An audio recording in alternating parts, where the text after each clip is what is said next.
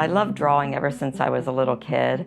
And for Christmas, I used to get boxes full of crayons and paper and things like that. And that was the first thing I always opened. The Mexican surrealist, Frida Kahlo. She's one of my favorites. Sounds cliche almost to say she's a favorite now. For some reason, I think on I swear it was Sesame Street, because they taught you how to count in Spanish.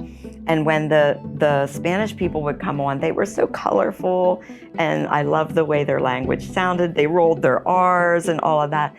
And then as I got to be able to view art more, that's what I gravitated towards. Mexican culture, Day of the Dead, and Frida's like right in there with all of that.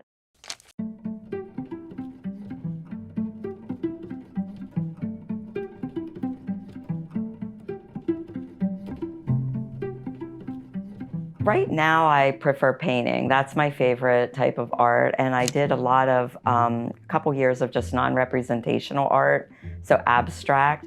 That was really to let me learn like the way the paint moves, because I moved to working with acrylic. When I was in high school, I was all oils. So after that, I kind of got bored with abstract, and I just started, so I guess I'm called an impressionist.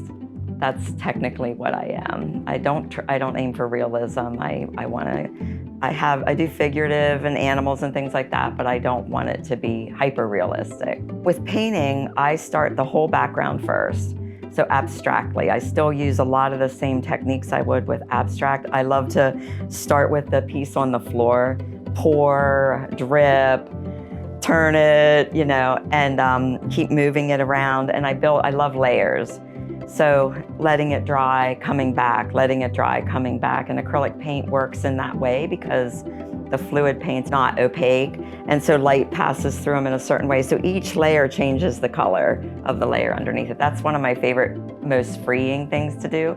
Then after that, I might already have an idea, like maybe I have a thematic idea, or maybe I just see something in the work, and I go from there. So I try to work on 4 to 5 paintings at once. So the abstract part, I work on it a couple days. Maybe I have like 6 or 7 hours in it, not including the dry time. And then after that, it just depends. Like sometimes it can happen really fast.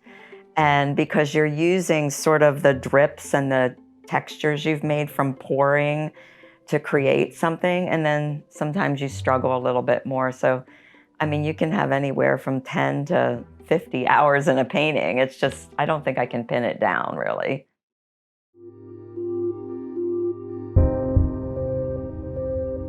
Having a studio here at the Millworks, my first gut reaction would be, I don't want to tell people what I was thinking when I made the art. That's my gut reaction. But after a while, you'll figure out, well, these people want to know what you were thinking. These people don't. They want to interpret it themselves. But what I love the most is when people say, oh, it looks really innocent. But the more I stand and look at it, there's a darkness to it. And it's that balance. I'm always going for that balance of life and death. I think that's what everything is. The balance, the cycle, the circle, and the balance of life and death. I think everything is that. So kind of reductionist, but that's how I look at it. So I'm really hoping that people realize how much life can be art. Like I love to cook, and I like to make it look pretty on the plate. That's art, right?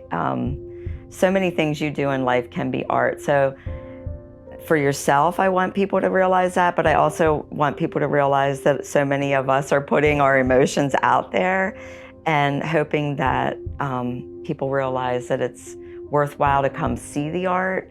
That doesn't mean you have to buy it. It helps you think, it expands your mind, just like reading, like it expands your mind. And I just want people to know that you can come see the art and enjoy it. You don't have to buy it. It's nice when you buy it, but yeah, that's mainly what I want people to know or feel from me.